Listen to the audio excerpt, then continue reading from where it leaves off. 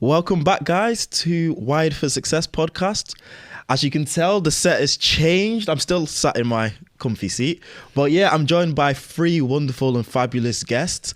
First, I want to introduce the Managing Director of Red Rock, Paul James, Dean Kleban from Tameside Means Business, and Kelly Gray from the GM Business Growth Hub. How are you doing, guys? Very well, thank you. Good, thanks. Fantastic. Yeah. My favourite question, first time on the podcast? Yes. I've not listened to one yet either. Okay. I'm going to make this my first one. Nice. How fitting. It's a week at first, we did the zip line in Wales. Yeah. Well, we did. Well, yes. Well, we did. Some But Kelly yes. as well. Yeah, and Yes. Kelly. I was busy. Brilliant. How you doing, guys? All good? Yeah, very well, thank you, Manny. Fantastic. Brilliant. Good to hear. Yep. So yeah, as well, people may know from social media or may not know, Red Rock and Tameside Means Business and the Business Growth Hub work very closely to not only improve and help boost the portfolio of businesses in Tameside, but also really on upcoming events that we'll get into in the podcast. But yeah, I wanted to start off with my gentleman on the left, with Paul James. Could you tell us a bit more about yourself, but also a little history from your perspective on Red Rock and how it was actually formed? Yeah, okay. Well, for the first 20 years of my working life, I did a lot of the cabling work along with Alex. That's all I did. And then we got to a point where I left the business I worked for and we decided we've got the skills from the people who left to set up our own business. So we thought, maybe naively, why not? Go for it. So the first 2 years was just very much wing it. It wasn't a business as such as you might recognise now. So it's only the last 3 years where we've really changed things. We took our business coach, started working with people like the Growth Hub, Tameside Means Business, and just really professionalised the business. So it's changed. We might get into it a little bit more. It's changed. There's a night and day difference between Red Rock 3 years ago and Red Rock now. And I took my role as MD only about 3 years ago. Okay, nice. And again, come from a background of cabling, absolutely no experience in running a business. So it's a baptism of fire, a very steep learning curve. But it just brings challenges every day. It's just great in that respect. It's just no day is the same. Obviously, sales, marketing, as you know, was our weakest point. You started from a very low base. Yeah. This last year would not have been happening. Not at all. LinkedIn post, no, man, we're not doing that. So it's just built from there. It's about brings us up to today. Just every time, it's just something new. Podcasts, speaking at events, networking. It's just a learning experience every day. Great. How's that journey been for you, seeing it kind of grow rapidly in its respect as well to where it is now? I think it's difficult because I'm really bad for it. I don't take a step back and look at what we've done. I'm guilty of that. So the last 3 years, it's sort of just, the last 5.5 years really, but the last 3 years in particular where we took people on, grown the team, moved into new offices, tried to professionalise the business, took on sales, marketing staff. It's sort of, you actually stop and look back, it has been a hell of a time. Yeah. But in terms of my growth, it's just been huge. It's just so rapid because you've got to do so much, and everyone looks to you as the managing director in the business and sort of thinks that you'll have the answers. Yeah. Which most of the time you don't. It's like having kids, I suppose. Everyone looks at you and go, oh, you must be a really good parent because you've got kids. It's like you just wing it. Wing it with style. Lie with confidence. But it's just, I am guilty of just not stopping and thinking, actually, we've really achieved a huge amount. Absolutely. Within Red Rock and personally in the last 3 years, because it has been a heck of a journey. Great. Yeah, certainly. I know that journey from when I started, even just to marketing, there's no marketing involved, even sales, to where we've got to a point to where not only are we known respectably in the community, but, we've got an opportunity to have lovely guests like Dean and Kelly on to share our success stories together and the positive work we're doing in Tameside. So yeah, I want to pass the question across the table really to both of you. So could you introduce yourself as we do on the podcast and tell them a little bit more about what you actually do for your respective organisations? Do you want to go first, Kelly? If you want, yeah. Yeah. So Pass the book. I am the stakeholder account manager for Tameside. I've worked for the Business Growth Hub now for 18 months. And in that time, there's been a real sort of transition in my role as well. So when I first started with the Growth Hub, I was an account manager that looked after businesses that were 10 plus, as well as doing the work with the local authority and supporting them in their economic growth strategy and planning that they're doing. As we've sort of changed focus and become more place-based in each local authority, a lot of my role now is just focused around supporting Dean really and his team, and as well as going out and visiting the businesses and understanding what they need, and then bringing in our place-based people like Claire that you work with really closely.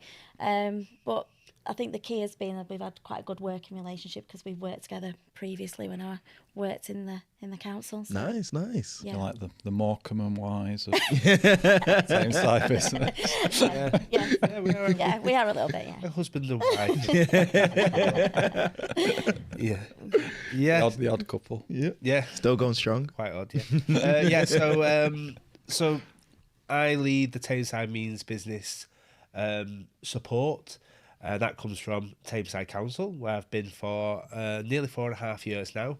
But we really reignited that Tameside Means Business network probably now about 15 months ago. Yeah. When my role turned into that being my 100% focus. So, and that's gone in line with like you guys actually as well, and how it's picked up for you as well. Yeah. Very, very sort of a similar timeline, I suppose. And we've grown that massively. We've engaged with a lot more businesses than we were before.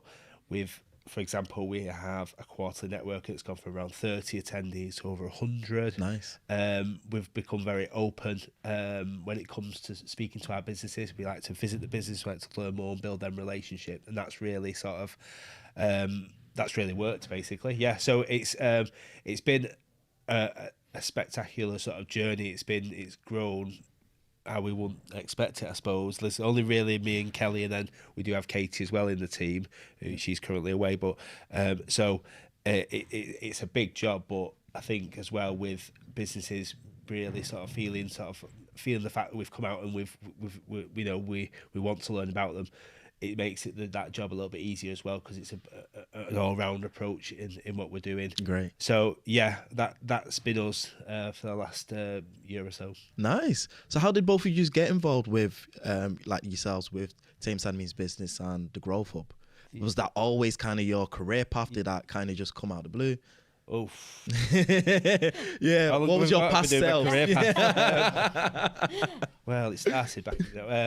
So I've a long time ago I was in sales recruitment background, and then I ended up working for DWP. Nice. Okay. And I moved up from working front of house at DWP, so when you walk in the job centre I'd be there, up to contract management in the district office, and then I moved to Tameside Council about 4.5 years ago. As I said, I did other projects then, like the Tameside Hack.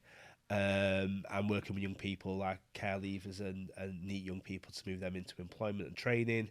So I did a bit, and now that came to the point where we do the business focus like we do now, and that I think that's how it's always supposed to work is working with the Business Growth Hub and other partners to make sure that every business has got the right avenue of support they can go down. So great. We've gone. And we've fallen quite lucky in the fact that Kelly does her role and I do my role because we knew each other previously, work related. Yep. So I'll let I'll let Kelly tell her bit and how then obviously that ties in with the sort of the work we've been doing recently. Yeah, I've had a bit of an interesting career journey as well. So my original background is actually marketing. Okay, nice. I did, marketing a fellow degree. Marketer, nice. Yep. My dream was I was going to work for Saatchi & Saatchi, be the first woman to get a company Ferrari, and I was all set. Ended up in an ad agency, and it was not the dream I perhaps thought it might be. I did sewage pumps, and Gaz de France, I think, was my main client, so not quite the thing that I thought. And then I went into hospitality, opening new nightclubs and stuff, so travelling around doing all the marketing and things, and I really loved that. Spent years in hospitality. Then I moved into sort of training, working with businesses, training, developing staff, really passionate about people. And and then set up my own business. I had my own business for a little while. Had a bit of a career break, had a bit of an accident, spent 5 years sort of recovering, and then came back and been in Tameside ever since, really. Nice. So worked in various businesses in Tameside, and then in the council for a little while, and met somebody from the Growth Hub who said, "Oh, do you fancy coming joining the Growth Hub?" And then ended up sort of back working with the council in business support. So yeah, a bit of a real journey on a career, really. But yeah, I still have a real passion for sort of marketing and developing people and stuff. So Great, that's good to hear. And I think just even from listening to all three of you, there's a great passion of just Tameside in general. Yeah. I'm a Salford lad, I live in Salford. So I've never really, I know, sorry. I know I'm the odd one out here, but yeah. So I've always like... Born in Salford as well. Yeah. I've kind of sensed that there's a great passion of Tameside on this table, really, of seeing its success, seeing it being developed and really helping businesses. Would you kind of share your passion for actually Tameside and seeing its development over the time you've actually worked within it? I know with Paul actually running a business that operates from Tameside, and you actually working with local businesses to actually get them to the level they want. Yeah, do you want me to go? Yeah. Yep. Well, I'm from Tameside. I'm Tameside through. Oh, okay, there we go. I've had about 2 or 3 years away from Tameside, as in not being a resident, and I actually was in Salford. Okay. In Worsley. Nice. I know what that is. I didn't fit in. But yeah, so I think in the role I do, I'm naturally sort of passionate about Tameside, about supporting the businesses. It's a little bit of an obsession, to be fair, sometimes. I think you're driven as well, because sometimes there is negative things you hear, but you know so much of the positives that are going on. Absolutely. So sometimes we work hard to try and highlight them positives, and sort of the good developments that are going on in the borough, and try and, make that maybe the forefront of people's mind. That's obviously quite challenging. So, yeah, I think with businesses, I think we've got so many great businesses, it's unbelievable. They're really resilient. They've got the head down and they're making and doing great things. But again, we don't always hear them shout about it. Yeah. We just do what they do. When me and Kelly go and visit, sometimes some of the stuff we can help to support with, they're a bit surprised to hear. Sometimes they've just not heard it. But I think we've got a fantastic place sort of to live and work, and but I think there's a lot more with what's going on over the coming years as well, where that will get even better. But like I say, for me, it's just I'm literally like, I'd put like a moat round Tameside, not let anyone in, and so. Well, it depends what they're bringing in. Yeah, true. So yeah, I do sort of that passion is definitely there. Great, absolutely. Well, I sort of feel I've become a bit of an honorary Tamesider. Yeah. I've worked in Tameside now for about 6 years, and I think it's always, my experience has always been that people think it's been a difficult place to tackle in terms of engagement and things like that, whereas I quite champion the underdog, and I think it's been like that for a little while, where it's been really difficult to overcome some of them barriers. And once you start to see that, it is just a really amazing feeling about it, really, just to see that other people now are asking, what are you doing in Tameside? Because it's really working, and that's never been the case, I don't think, before, when people have been, it's difficult, it's hard, one Tameside, or whereas now I think people are going, what are you doing that's working? And I think as well, there's just so many like interesting businesses, absolutely, and making really random things and doing some great work out there, that you find they're the only business that's doing this in the world or in Europe, and when you stumble across those little gems, it's really interesting to find out about them. Yeah, you want to kind of add a spotlight to those kind of businesses that's so unique in their nature, and the fact it's in Tameside, it's like, actually let's showcase this in all its glory. Yeah, definitely. They don't realise it though, do they? No, sometimes they do. Like, we make this part, we're the only 2 in the world that make it, and it services equatorial countries and this, that, and the other, and you're like, Wow, and I've just done it for 30 years. It's just what I do is like you go out in the grass sometimes where they place themselves and sort of thing. So yeah, it's I think them sort of wanting to do that is probably another thing as well. Absolutely. But yeah, there's like I said, lots of gems out there. Great. I think seeing the growth as well in that engagement. So where it used to be a battle to get a business to get in the door to see them, when they're starting to see actually what the benefits are, like, you know, coming out to a networking or having us come out and see them and seeing what support's there, and you see that journey that they go on, it is, you know, something that they then pass on to somebody else. I think that's really opened some doors, isn't it? Like, people will contact you now and say, come out to my business, whereas we never had that in the past. It was we were doing the door knocking. You know. Because I would say word of mouth is the best form of marketing because it's free and it's honest. Yeah. So the fact that your good work is actually, you know, translating to people, raving about you, getting people more bought in, it's great. I think, So just one of the big example of that is one that the last like network event we had had like over 100 people. Nice. That had been booked up, sold out before I released the agenda. Oh wow, great! Yeah. So That's they good. don't know what coming from. They know the format of before. They know sort of how we work, but they didn't know what was happening for that one. But they knew they were going to come and there was going to be something there to benefit them.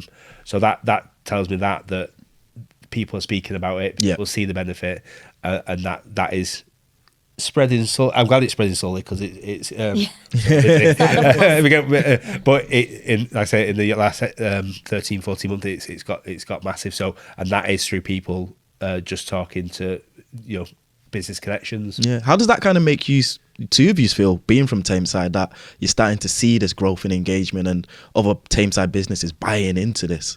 It's a bit strange to be fair sometimes. It's like you feel like I don't know how I feel so, but like I speak to some people and they just say how the it's changed, the attitudes have changed, and they sort of like point at myself sometimes and just saying that you've been like responsible, and I don't necessarily really know how to like all right,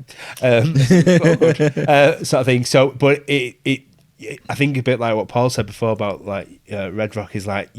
I don't know how much I sit back and go, what's happened here, sort of thing, and how this is, you know, and realising that it has been a success and it has worked, and you've sort of like played a part in that. But I think the main thing is, I feel like I still have like, it's the businesses that have made this happen. Yeah. The businesses have turned up for the businesses are coming speaking at our events and things like that, even though it's not something. Stuff like that. And so that's, you know, I still. It's not sunk in, I don't think, properly yet, but I'm glad it hasn't, because we've still got a good journey to go. We've got a lot more business engagement, a lot more like work to do, but it's not really sunk in. Yeah, that's the good thing about the Tameside events is that it's Tameside businesses there. We went to one last week in Stockport and you've got businesses from all over. Yeah. Whereas the Tameside, we get a really good concentration of Tameside businesses. Yeah, that's my border control. Moat. I think it's we've really encouraged that though, I think, isn't it? Because we've tried to, I think when we were first looking at those events, and we were trying to always, I guess, get businesses to say who they were and where they're from, so that we could try and make sure it was that Tameside community, so that you're building up those relationships and connections that hopefully in the long term they're going to trade with each other. Yeah. And that's what you really want. And I think that's the key about networking, is knowing what you want to get out of it, isn't it? So having those local people there makes a big difference. Yeah. And there is some, we do have some support things. We do have some people that are not Tameside. It's fine. It's not then sort of like secluding ourselves, but obviously it's got to be of benefit, because I think we went for a bit of a period of like, basically like sales people maybe coming in to try and get into the map and stuff like that. So, and which is fine. I let them test the waters. I've not really seen them again in some cases, so that's fine. But we don't want to make it like, it's a place to network and connect, and it is a place where that trade should happen. But it's also not that sort of, that sales sort of place as well, where the hard sales. But like I say, and especially as well if it's something that's Tameside doesn't really have as well, there's no offer of a certain product or business or service, then obviously to bring that so the residents and the business of the borough can benefit from it as well, then they're allowed in. Absolutely, great. But it gives us a chance as well to really understand what the Tameside businesses need. So where that place-based approach that we take at the Business Growth Hub is, so where you've got somebody who's just in Tameside, like the team that we have, we can go around and ask those questions. What matters to a business in Tameside will be completely different than what matters to a business in Salford sometimes, or in Manchester. So it allows us to get that really good understanding of what's needed in that area, and then bring that into like the next event when we take that feedback and go, right, we need a speaker on this then, because that's been something people have mentioned or raised. So. Yeah, I think the biggest problem with the Growth Hub is the breadth of things that you offer. It's huge, yeah. And Claire's first thing to me was be careful what you say yes to, because we can overwhelm you. And just the amount of it's very easy to say yes. Yeah. But you've got to it's understanding exactly what you want. Yeah, and it's taking you through that journey as well of what's your priority, right? Well, let's get that support in first. And sometimes when you come out and talk to business, they might think the problem is marketing, but actually the problem might be something else once you have that conversation. So you feel that, sort that problem out and then bring in the support of marketing. So it's about getting that really good understanding. What does that business need? What's its challenges? And then coming in at the right time in the right order without overwhelming. Yeah, absolutely. So how do you actually help businesses? So if it's a fresh business, they've not got in contact with you before, they're just interested from this podcast or some of your socials. What's that kind of step-by-step process of getting them really known within the community and benefiting from your amazing services?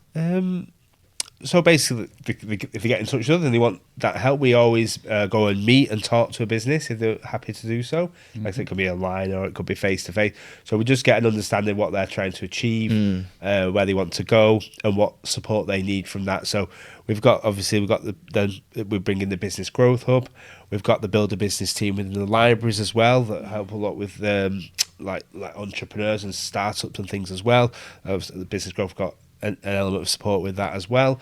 We've got our business community champions, who are people who are experts in different fields who can like offer that sort of like more like one-to-one maybe sort of approach as well, and more maybe sometimes on the ground they're in business now and they can they help them along and they can really support them. So we just sort of get them then to attend one of the events or the drop-in. So like next week we have our drop-in for businesses on the last Thursday of every evening. So that's just to come and see what that's like, and that's like also like a good place to sort of maybe speak about your business to the room for the first time. Yeah, so absolutely. Really relaxed. It's nearly as relaxed as this. Nearly. Really relaxed. Really relaxed atmosphere where you can come and talk. What we've seen now, I've seen people come in feared to death about it. I've seen people tell me, I'm not going to do anything, and they sit at the back, and then once they see other people get up and how relaxed, now supportive it is, then they'll talk about their business. So it's basically helping them understand where the support is, and that I think I've learned is key to go out and talk about your business and get the peer-to-peer stuff as well. Yeah. So it's just introducing to that part of that. There's quite a lot as well, but yeah, what's your main priority to get things off the ground? Yeah. In terms of like the Business Growth Hub, I guess if it's in Tameside, you can go through our like main inquiries, or you could go onto the website, have a look. If it's in Tameside, obviously get in touch with myself, Dean, and we'll always come out and do a visit. And we've got our place-based teams out in Tameside as well that are at all the events that speak to people. If it's in another area, again, so anywhere across Greater Manchester, the Business Growth Hub can support. So just get in touch really on the website via our inquiries team, and then someone will come out and meet with you and speak with you. Great, because I think it's, for most cases, it's one of them where businesses will need the support. They know they need support, but it's like, where is the support? Yeah, they just don't know where to turn to. Yeah. And I think that's maybe even like a little bit leading into the relationship that you have with Red Rock, because I know you work very closely and have that relationship built with Paul. How was that initial relationship kind of formed with Red Rock and Tameside Means Business and Business Growth Hub? Yeah, it was Claire actually that met you, wasn't it? It was. I think she met you at an event, if that's right. And told you a little bit about the Growth Hub, because all our support is fully funded as well. Yes. So it doesn't come at any cost to any businesses. And I think people don't realise that. They sometimes think there must be a catch because there's so much support there. They think, there must be a catch. So you're going to want some money at some point, but it is all funded by UK SPF funding. So I think Claire met you, came out of a conversation. Yeah, it was fluke. I did a Help to Grow course last year, and I went to an alumni event in Manchester. Yeah. And I did the workshop in the afternoon, and Claire was there with a few of her other colleagues. I think they've just been relocated at that time. And I just got chatting. She said, come and see you. Yeah. And then she came out, and I think between that alumni event and Claire coming to see us. I think we got in touch with you and the departed dear old Tom. Yeah. We won't Really mention just like Yes. he basically is in Stockport, but He is, yeah. He's still alive at the Growth Hub. yeah. It's fine. So the sort we didn't do it in any sort of order. We sort of just fell into it a little bit. But it's been great. So it's only been what, 5-6 months. Oh, nice. Yeah. But we've done a hell of a lot of stuff since then. But yeah, I think again, I don't know if it might be my ignorance or not, but we just didn't realise that help was there. Well, I didn't. So I don't know if it's 50, partly to blame Tameside Means Business or the Growth Hub not shouting about it enough. I don't know, because the help is fantastic, and as you said, it's fully funded. You don't pay for I anything. think it's how you shout about it, how we get the message across. Yes. Sometimes, if someone just decided, right, I will look on Tameside Council website or look at that, but there's a minefield then of like what comes up sort of thing. So I think we're always trying to sort of work out how we can engage with more businesses. And like I said, in Tameside, there is sometimes the one who are just making what they make and they don't go on the internet and they don't really respond to emails. So it's how do we get to them without knocking on the door and taking a leaflet, which might just go like in the bin, or and make, sometimes that might look professional or whatever, but it's that. So it's like, but you also say you sort of like fell into it a little bit, and that's happened, but then it's sort of like then listen to what actually can happen and see how it works, and then go right, okay, this is all right. And I think I do sometimes think that I wish I had just a way of sending something to every business, and just saying, this is how it is, sort of thing. But it's Cutting through as well. It's getting that to like people like me, because you've got 1,000,001 things. So it's trying to get it through to the person who's going to make that decision. Yeah, and it's how you do it. We have the same problem with Red Rock. Trying to get through, get our message across. Yeah. It's how you deliver it. I think sometimes as well, you don't, until you start, you think, oh, actually, I do need some help with something. You might not necessarily go to the right places to look for it. So it's how you try and find those right areas and places. And I think, we have got a much more, again, that place-based approach now of looking at how do we target each individual sort of, town and city within Greater Manchester. So I think that is helping with our messaging and stuff. But and I think it is more doing things like this of people actually their experience of the support that's there, because it is really bespoke to your business. There's we couldn't just make a leaflet and say this is what the Growth do. It's so specific to what you might need. Yes, we do manufacturing or sector-based stuff or growth, but everything is really tailored around what I'm sure you know from your experience. Everything is tailored around you. Yeah, it's very hard to put that in a message, isn't it? Sometimes. I think it's also that it is free. Because people think, like Jason was saying, our new head of sales and marketing, he was saying yesterday about the Growth Hub, but when do they start charging you?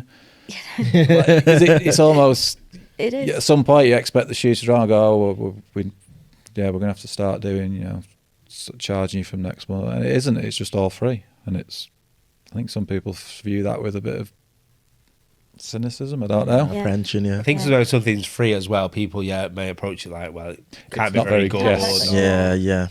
What's really free? But they think technically you sort of pay it in a way. You pay taxes and rates. Yeah, it's funded, and that's the difference. It's funded and not funded. So in a way, I don't want to take away its magic. But it's funded, But it's it's not. Yeah, it's free. Like it's funny in the wording. Yeah, it's word free. You would say funded, and it's like free, but it is free, isn't it? In a way, it's not like you you are like paying anything monthly like that. So, but it's I think some people do look at it like that, and I think that sometimes that happened at the beginning of some of the events with it as well, because it was like it was free. It was like, and there was other stuff going on which cost money. And they were, like I said, they had good numbers, and we were struggling to build it up, sort of thing. So people are, well, what's going to be on there? Yeah. And but then in that, it's once you get someone through the door who sees it and then tells the next business. It's the same with all of it into that. I think that word of mouth and people getting to know is a really good thing. I think as well, promote what you do, it's good to do, like have case studies about businesses in the borough, in Tameside rather than elsewhere, because they respond better, I suppose, and see the value. Yeah, definitely. Is that like one of the main challenges you do